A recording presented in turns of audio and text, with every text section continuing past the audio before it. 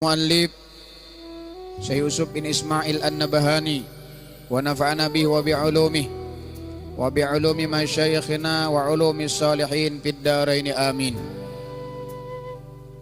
Wa adillatu dzalika minas sunnati katsirah. Dalil-dalil pada menyebutkan tentang kelebihan, kemuliaan anak cucu Nabi Muhammad sallallahu alaihi wasallam dan ahlul bait Nabi itu sangat banyak. Di sini disebutkan qala Rasulullah sallallahu alaihi wasallam. Di antara dalil tersebut telah bersabda Rasulullah sallallahu alaihi wasallam, "Inna Fatimata qad ahsanat farjaha." Sesungguhnya putriku Fatimah, dia sungguh telah menjaga akan kemaluannya. Faharramallahu wa dzurriyyataha 'alan nar. Maka Allah haramkan akan dirinya Fatimah dan dzurriyyatnya, keturunannya, anak cucunya Fatimah 'alan nar, atas api neraka. Ini dalil menunjukkan bahwa semua anak cucu Nabi sallallahu alaihi wasallam dan dzurriyyah Rasulullah sallallahu alaihi wasallam itu diharamkan atas mereka itu masuk ke dalam neraka. Dalam riwayat Rasulullah pernah bertanya kepada sahabat-sahabatnya, kata Nabi, "Atadrun lima summiyat Fatimah bi Fatimah?" Wahai sahabat-sahabatku, apakah kalian tahu kenapa aku diperintah Allah untuk menamai putriku Fatimah ini dengan nama Fatimah? Karena Nabi tidak berbuat, tidak berkata-kata kecuali dengan wahyu dari Allah. Kenapa Allah memberikan nama putriku dengan Fatimah? Sahabat pun berkata, ujar sahabat, Allah wa rasuluhu a'lam. Hanya Allah dan Rasulnya lah yang lebih tahu. Kami tidak ada yang tahu. Apa sebabnya putrimu ya Rasulullah, putri Fian ya Rasulullah dinamai dengan Fatimah? Maka kata Rasulullah sallallahu alaihi wasallam, summiyat Fatimah bi Fatimah, dinamai Fatimah itu dengan nama Fatimah, li'annallaha fatamaha wa dzurriyyataha wa man ahabbahum anin nar. Karena Allah fatama, membebaskan, melepaskan, menjauhkan akan dirinya Fatimah dan keturunan anak cucunya Fatimah. Bukan hanya sebatas itu. Waman ahabbahum, dan orang yang mau mencintai mereka juga diharamkan, dijauhkan, dilepaskan daripada api neraka. Jadi kalau kena dipadahkan Rasulullah itu KKN. Anak cucu Sidin Fatimah aja yang dibebaskan daripada api neraka. Kada. Fatimah sudah jelas, keturunan Fatimah jelas, dan orang yang mau cinta dengan mereka pun lepas daripada api neraka. Jadi kada usah kita berkaku-kaku Habib, cukup cinta dengan mereka, bebas daripada api neraka. Jaminan daripada Nabi Muhammad sallallahu alaihi wasallam. Itu mulia, sudah luar biasa. Sayyidah Fatimahnya, anak cucunya, dan orang yang mau cinta dengan mereka dapat garansi, dapat kebebasan daripada api neraka. Jadi kadang anak cucu Sidin aja Rasulullah itu nang dijamin. Asal umat yang mau mengikuti apa yang dicontohkan, yang diperintahkan oleh Nabi sallallahu alaihi wasallam, di antaranya Rasulullah memerintahkan, bahkan perintah langsung dari Allah untuk disampaikan oleh baginda Nabi kepada umatnya untuk mencintai anak cucunya dan karabat-karabatnya Rasul sallallahu alaihi wasallam. Qala al-Hakim hadis sahih. Ujar Imam Hakim, ini hadis sahih. Wan Imran ibni Husain. Qala Rasulullah sallallahu alaihi wasallam. Riwayat hadis daripada Imran ibni Husain. Dia berkata, telah bersabda Rasulullah sallallahu alaihi wasallam, Sa'altu Rabbi alla yudkhilan nar ahadan min ahli baiti fa'ataniha. Aku memohon dan meminta kepada Allah, kata Nabi. Aku bermunajat meminta kepada Allah Subhanahu wa taala bahwa Allah tidak memasukkan ke dalam neraka satu orang pun daripada ahlul baitku. Kata Rasulullah, aku memohon dan meminta kepada Allah bahwa Allah kada memasukkan satu orang pun, dosa yang banyak, satu seikung pun jangan ada daripada anak cucuku, daripada ahlul baitku yang masuk ke dalam neraka.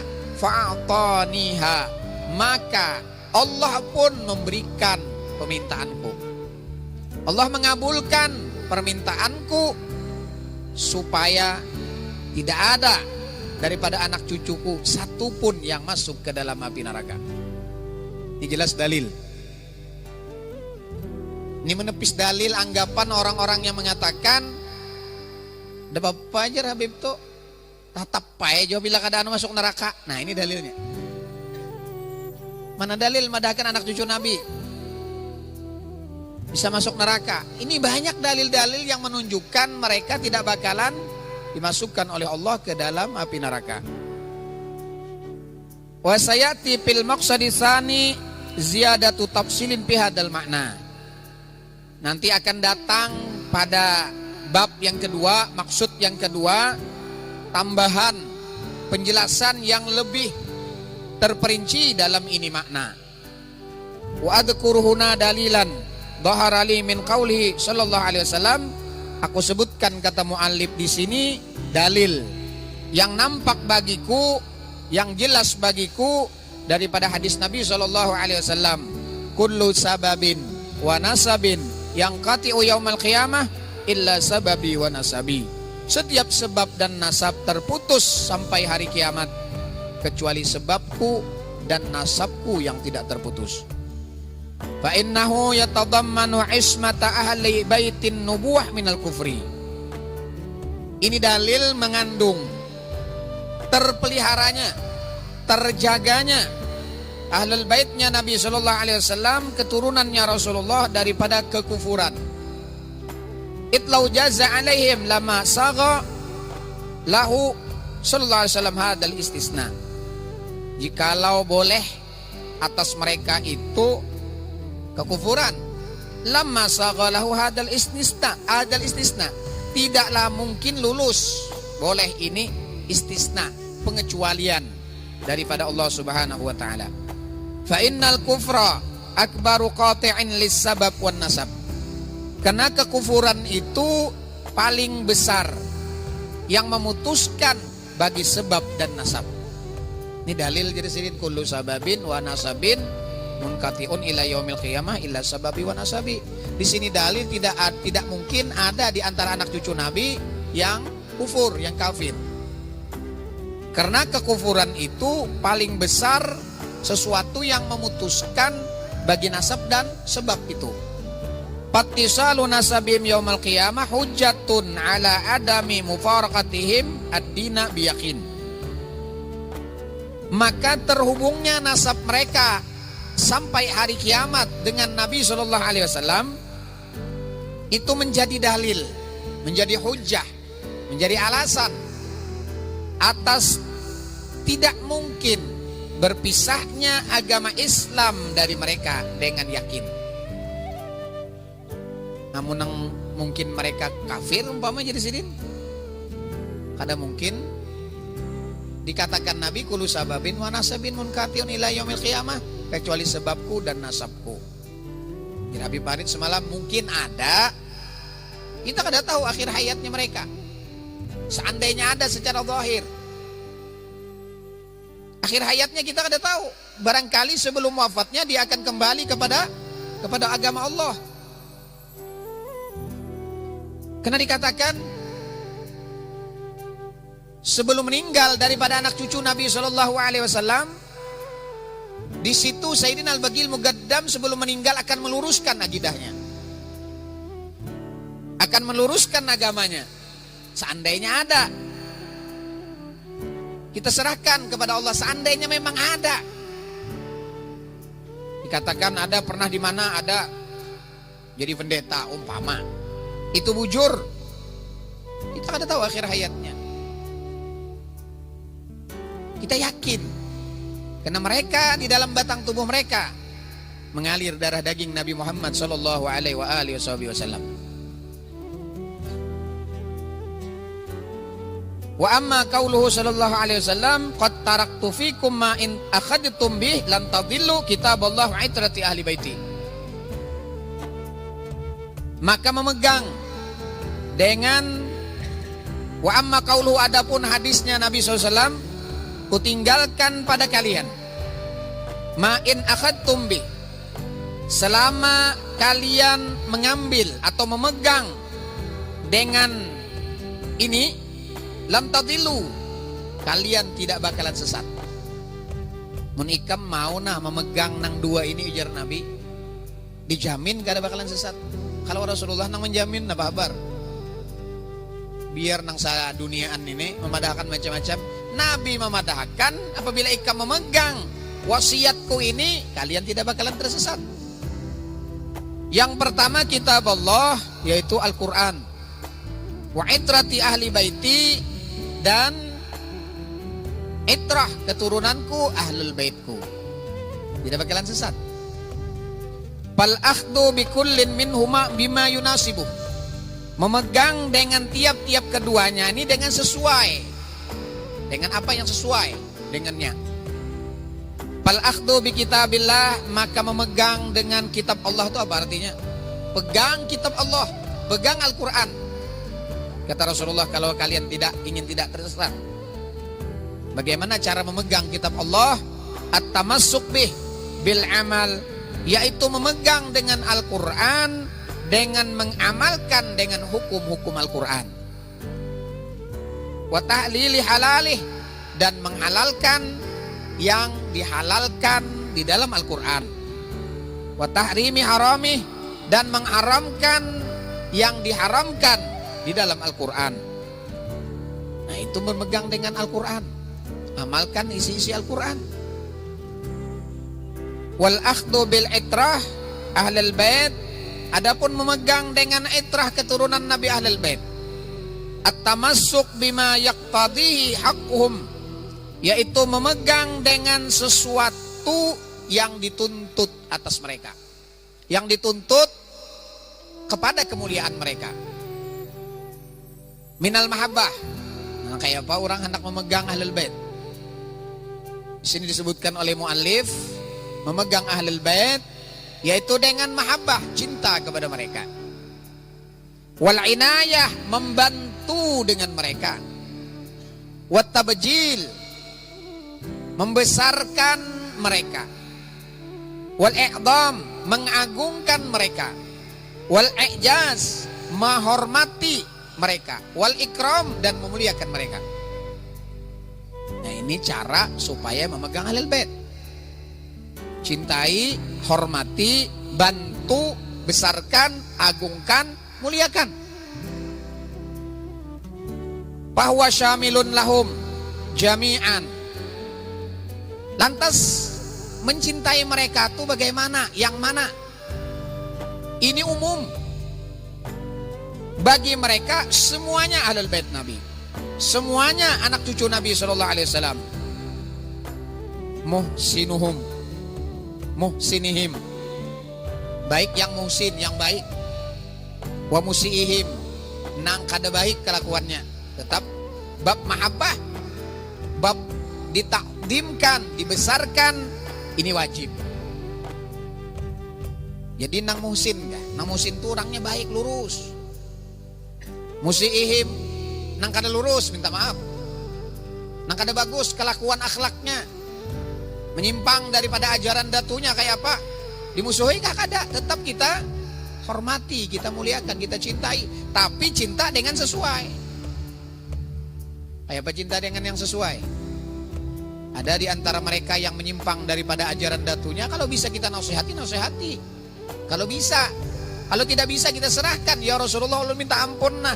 Kata kawah hendak memadahi anak cucu pian. Karena ulun ni kada wani kalau ulun merasa lebih hebat dari mereka. Bukan cinta umpama. Sidin tahu sudah pacangan berbahaya nih, dijulungi pulang ditambahi. Itu kan cinta ngarannya. Kalau perlu istausu bi ahli baiti khairan. Berikan wasiat yang baik kepada keluargaku dengan wasiat yang baik. Bukan tidak boleh. Tapi hati-hati kita yang menasihati mereka. Jangan diri kita merasa lebih hebat dari mereka. Kita cinta dengan seseorang yang kita cintai. Sayang lawan anak umpama. Sayang lawan bini. Sayang dengan keluarga. Keluarga yang dalam keadaan kada baik. Apakah langsung kita julungi? Tahu aja minta maaf nih. Apabila inya nih bakandaraan, pasti celaka, dijulungilah kendaraannya. Itu ngarannya menjerumuskan. Nah ini cinta. Seandainya mereka ini orang yang tidak mampu, lalu himmahnya nuntut ilmu bisa, mau himmahnya luar biasa, kada mampu sekolah, kita sekolahkan. Bagi yang punya duit, yang punya harta, itu namanya cinta. Jangan disalahartikan mana cinta. Kok jar Habib nih kayak apa aja hendak kau bari taruh sebang. Tahu aja umpama sidin sudah mabuk ditambahi pulang lah. Itu kada cinta ngarannya. Wa ina idin yasqutu ma awradaul hakim binan ala ma fahimahu fil hadis. Nah, pada ketika itu yasqutu jatuhlah ma awradahul hakim, apa yang didatangkan dalil oleh Imam Hakim At-Turmuji kan semalam, binan ala ma fahimahu bil hadis, atas binaan, atas membangun atas apa yang beliau paham akan daripada hadis. Wa bana ala dalik taksisu bil a'immati minhum. Nah, Imam Hakim At-Turmuji semalam jar Habib Farid di dalam sebelum pembicaraan ini mengatakan ahlul bait itu adalah a'immah minhum. Ahlul bait itu yang disebutkan ahlul bait ujar Imam Hakim At-Turmuji adalah a'immah, orang yang imam, orang yang baik, para ulama-ulama dari mereka. Semalam dijelaskan sedikit, mungkin kitab-kitab karangan mereka itu para salafun sholih dulu itu bisa dirubah, ditahrif. Wah ini hati-hati juga. Banyak kitab-kitab kita ahli sunnah itu ditahrif, dibuang, dirubah, taghyir. Sebuting aja dibuang, hurufnya sebuting aja tertinggal. Bahaya pemahamannya. La ya juzu jar. La-nya tertinggal. Ya juju jadi boleh. Asalnya kada boleh, bisa jadi boleh. La-nya ditambahi, bahaya juga. Bahkan banyak ditemukan. Ada di ada 3 buah kitab dikeluarkan oleh ulama-ulama kita. Di situ ditemukan banyak kitab-kitab salaf kita yang dirubah. Di antaranya kitab Adhkar Nawawi. Dalam kitab Syarah Ihya Ulumuddin disebutkan itu ada yang dirubah oleh tangan-tangan yang tidak bertanggung jawab. Yang merubah bukan orang non muslim tapi orang muslim, tapi yang tidak sependapat dengan mu'allif yang seperti dalam kitab Adhkar Nawawi disebutkan bab membicarakan tentang fadilah ziarah kubur Nabi. Babu fadilati ziarati qabrin nabawi. Ini bab fadilah menziarahi kubur Nabi. Karena ada di antara orang Islam madhabnya, pendapatnya melarang orang ziarah kubur. Sampai kita yang senang ziarah kubur ini diberi gelar dengan oleh mereka kuburiyin, orang-orang yang penyembah kuburan. Dirubah menjadi bab fadilati ziarati Masjidin Nabawi. Dirubah. Tapi keburu ketahuan lalu dirubah. Tapi berapa sudah yang keluar percetakan mereka? Berapa ribu bahkan juta yang sudah diterbitkan bahkan disebarkan di seluruh dunia Islam. Kayak apalagi menarik. Setelah diketahui, diprotes, lalu dirubah lagi. Itu yang baru ditemukan, belum lagi yang tidak ditemukan. Jadi hati-hati kita nukar kitab ini juga. Cetakannya cetakan mana? Ada kawan yang belajar Sahih Muslim, Sahihul Bukhari. Sahih Bukhari belajar. Satu bab itu, satu pasal itu berapa hadis yang hilang? Hilang akannya. Apabila hadis yang menguntungkan orang ahli sunnah wal jamaah, hilang sudah. Nah di sini hati-hati kita. Nah ini mungkin jar Habib semalam, mungkin ini dirubah, ditahrif karangan Imam As-Suyuti ini. Wa yushhadu lidzalika ar-riwayah al-ukhra. Dan diambil dalil lagi dengan yang demikian itu, jadi disaksikan dalam riwayat yang lain. Ka riwayat Zaid bin Arqam as-sabiqah. Ana tarikum fikum tsaqalain. Ku tinggalkan kepada kalian itu dua yang berat. Awaluha kitabullah. Awal yang pertama kitab Allah. Fihil huda wan nur. Di dalam kitab Allah Al-Quran itu ada huda, ada petunjuk dan nur, hidayah dari Allah Subhanahu wa taala, cahaya ilmu dari Allah Subhanahu wa taala. Fakhudhu bi kitabillah wastamsiku bih. Ambillah dengan kitab Allah dan peganglah Al-Quran tersebut. Bahasa ala kitabillah warraghaba fih. Maka Rasulullah SAW menganjurkan untuk memegang kitab Allah, warraghaba fih, dan menggemarkan di dalam memegang akan kitab Allah. Sumaqal, kemudian Rasulullah melanjutkan hadis, wa ahlu baiti, dan yang kedua yang berat yang kalian pegang itu udzakirukumullah, yaitu ahlul bait, anak keturunanku. Udzakirukumullah fi ahli baiti.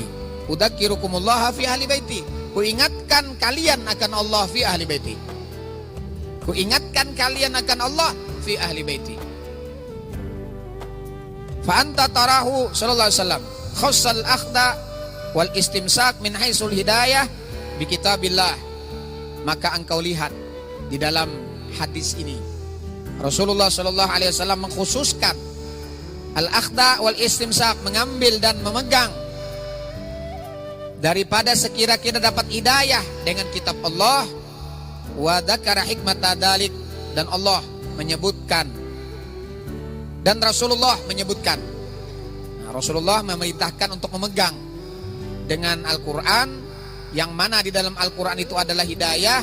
Kemudian Rasulullah menyebutkan hikmah yang demikian itu dengan lanjutan sabdanya, fihil huda wan nur. Di dalam Al-Quran itu ada huda, petunjuk, dan nur. Summa ba'da an tamma ma'nal akhdi wal istimsak.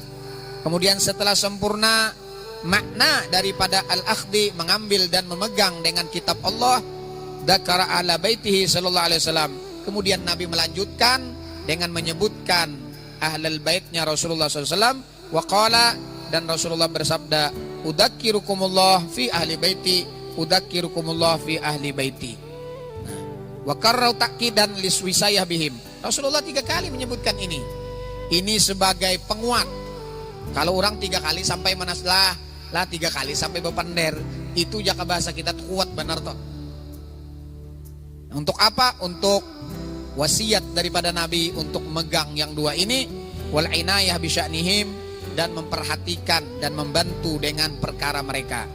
Walam yakhussa ahad minhum ahadun duna ahadin, dan tidak dikhususkan oleh Nabi dari mereka, tidak dikhususkan dari mereka seseorang daripada seseorang, bukan daripada seseorang. Artinya umum, kadanang khusus. Wandur ila qauli Zaid lamma salah Husain min al-bait an ahlil bait man hum ahlu baitih. Siapa mereka ahlul bait itu? Man hurima alaihimus sadaqah ba'dah tajidu nafsan fil maqsud. Ahlul bait Rasulullah itu adalah yang diharamkan menerima zakat setelah Nabi sallallahu alaihi wasallam. Wa kariwayat Zaid bima qulnahu riwayah Hudzaifah bin Usaid allati dagaral hakim fa innahu qala fiha. Nah di sini sambungan kena panjang lagi penjelasannya. Mudah-mudahan kita diberikan oleh Allah Subhanahu wa taala taufik wal hidayah sehingga kita dapat mencintai, menghormati daripada anak cucu Nabi Shallallahu Alaihi Wasallam, dan mudah-mudahan kita diwafatkan dalam keadaan cinta kepada mereka, dan mudah-mudahan kita diwafatkan dalam keadaan nuntut ilmu. Amin ya rabbal alamin. Allah subhanahu wa ta'ala alam. Bismillahirrahmanirrahim. Alhamdulillah rabbil alamin. Allahumma salli wa sallim wa barik ala sayyidina Muhammadin wa ala alihi wa sahbihi ajma'in. ومن كتاب التقريرة السديدة في المسائل المفيدة للسيد الشريف الحبيب المنيب حسن بن أحمد بن محمد الكاف رحمه الله تعالى ورضي عنه ونفعنا به وبعلومه وبعلومكم وبعلوم سائر الصالحين في الدارين آمين.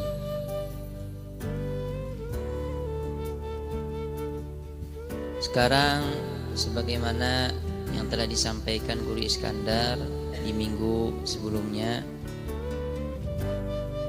yaitu penjelasan tentang sujud sahwi. Sekarang kita memasuki penyebab-penyebab yang dengan adanya itu maka disunnahkan sujud sahwi. Asbabu sujudi sahwi, sebab-sebab sujud sahwi. Arti sebab al-musil ila syai'in, yang membawa kepada sesuatu. Apa saja yang jikalau terjadinya sesuatu tersebut maka disunahkan kita melaksanakan sujud sahwi. Al-awwalu, yang pertama, fi'lu ma yubtilu 'amduhu wa la yubtilu sahwuhu idza fa'alahu nasiyan kal aklil qalil. Yang pertama ialah fi'lu ma yubtilu 'amduhu, mengerjakan sesuatu pekerjaan yang mana dapat membatalkan sholat sengajanya. Wala yubtilu sahwuhu, dan tidak membatalkan sholat kelupaannya. Idza fa'alahu nasiyan, jikalau dia mengerjakannya dalam keadaan lupa. Kal aklil qalil, seperti makan sedikit. Ini yang pertama, penyebab sujud sahwi ialah mengerjakan sesuatu pekerjaan di dalam sholat yang mana jikalau dia bersengaja maka dapat membatalkan sholat, tetapi jikalau dia lupa tidak batal sholatnya. Seperti makan sedikit, kesimsim, seperti simsim, biji wajen, biji minyak. Nah, ini tidak membatalkan jikalau dia memakannya dalam keadaan lalai, atau dia itu tidak bisa mengeluarkannya, seperti yang biasanya ada di makanan habis makan, ajaza an majjihi dalam fikihnya. Ketika di dalam untungnya, mulutnya sudah dicari-cari, dia merasa ada makanan, cuma dicari-cari nggak ketemu. Nah, maka ini kan susah mengeluarkannya, bingung gimana cara mengeluarkannya, sudah dicari-cari nggak ketemu. Maka juga ini dapat membatalkan jikalau sengaja, tapi kalau tidak sengaja maka tidak membatalkan.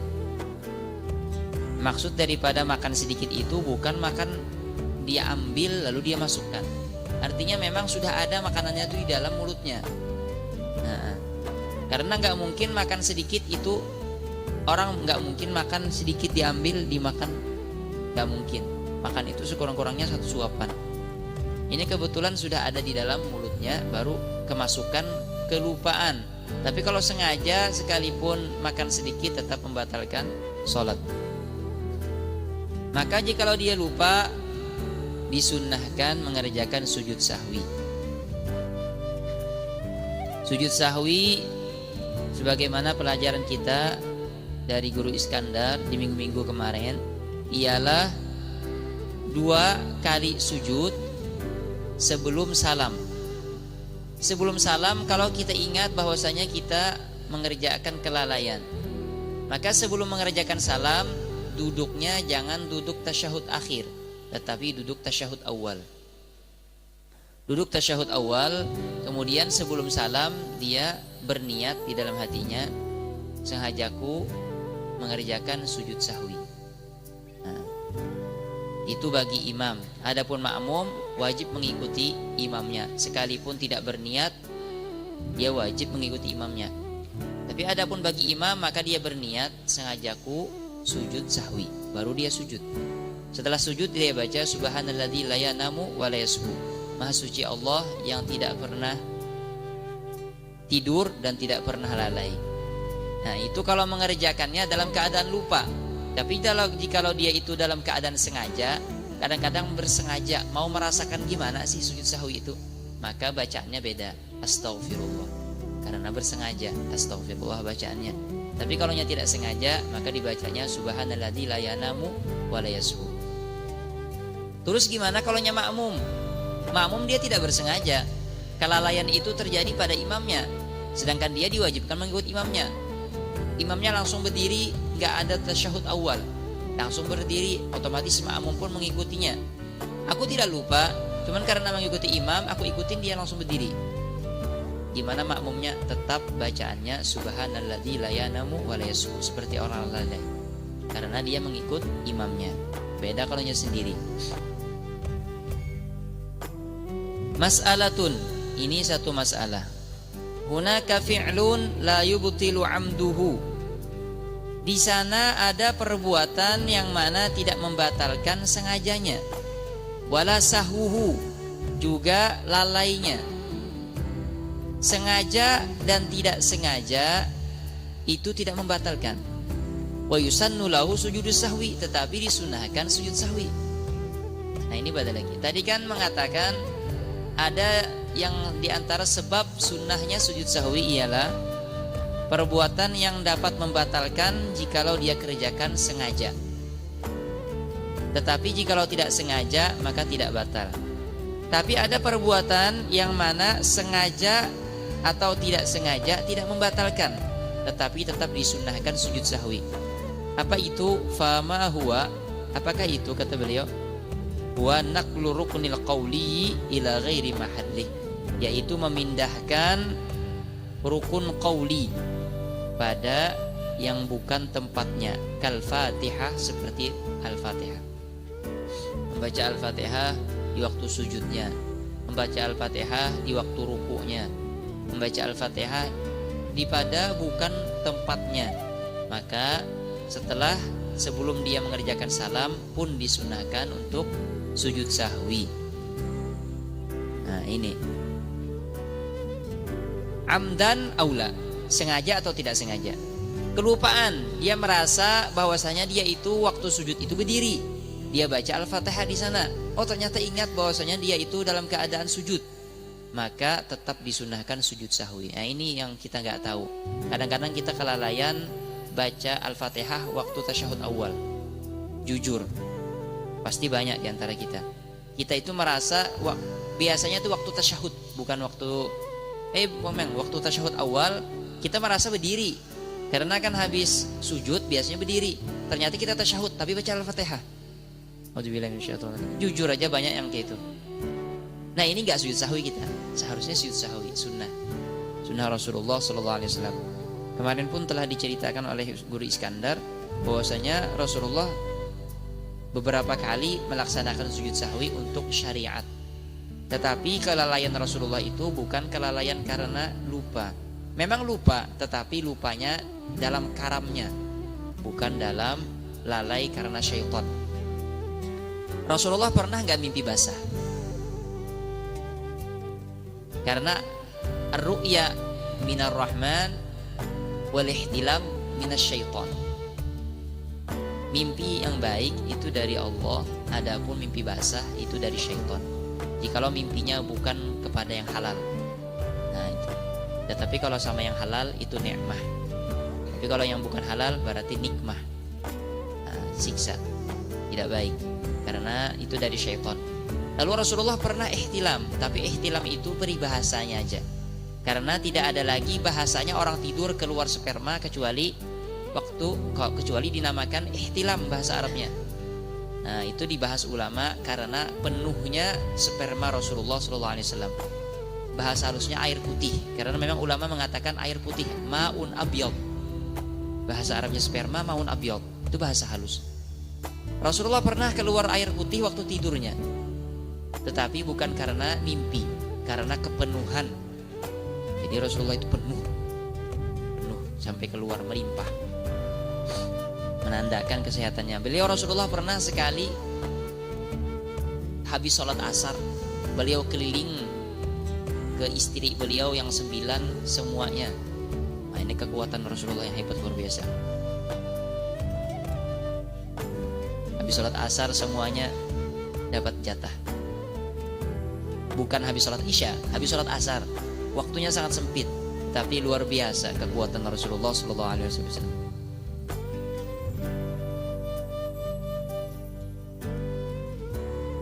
Wa naqlu ruknil qawli ila ghairi mahallihi. Nah, ini disunahkan.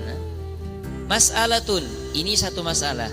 Yang lainnya, hunaka fi'lun yubtilu amduhu. Ada juga kata beliau di sana perbuatan yang dapat membatalkan sengaja.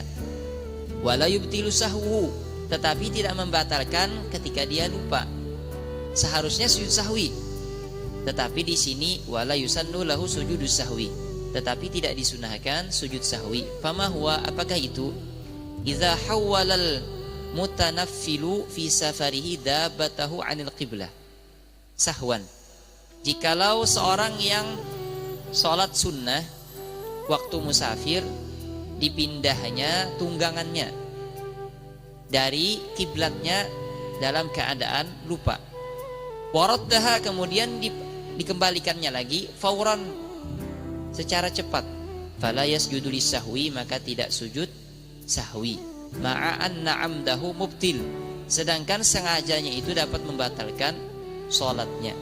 Nah, ini termasuk yang mana tidak sujud sahwi. Artinya yang dimaksud di sini supaya gampangnya, sesuatu pekerjaan yang dapat membatalkan jikalau bersengaja tetapi tidak membatalkan ketika lupanya, ini pekerjaan yang di dalam sholat. Nah, yang tidak hubungan dengan alam luar. Adapun memindahkan tunggangan, ini termasuk alam luar. Karena di sini membahas tentang sholat sunnah di waktu musafir, apakah boleh? Boleh ya. Sholat sunnah di waktu musafir ada 2 arah. Ini penting. Biasanya orang musafir itu perlu cepat. Jadi nggak ada lagi sholat sunnah itu namanya sholat wajib dijamak semuanya, langsung masuk mobil. Nggak sempat. Apalagi kalau kita masuk taksi, nggak bisa tunggu-tunggu. Aku sholat sunnah dulu lah, sholat qobliyah, sholat ba'diyah, nggak ada. Yang adanya tuh sholat wajibnya aja. Nah, di sini sholat sunnahnya kita di mana? Di mobil. Rukunya itu melebihi daripada, yang penting ruku, letak ruku dan sujud keningnya itu melebihi daripada lututnya. Jadi kalau ruku melebihi daripada lututnya. Kalau sujud lebih lagi, lebih bawah lagi. Nah, seperti orang yang sholat dalam keadaan duduk. Sholat dalam keadaan duduk, kalau kita masuk mobil kayak gitu juga. Karena nggak bisa kita sujud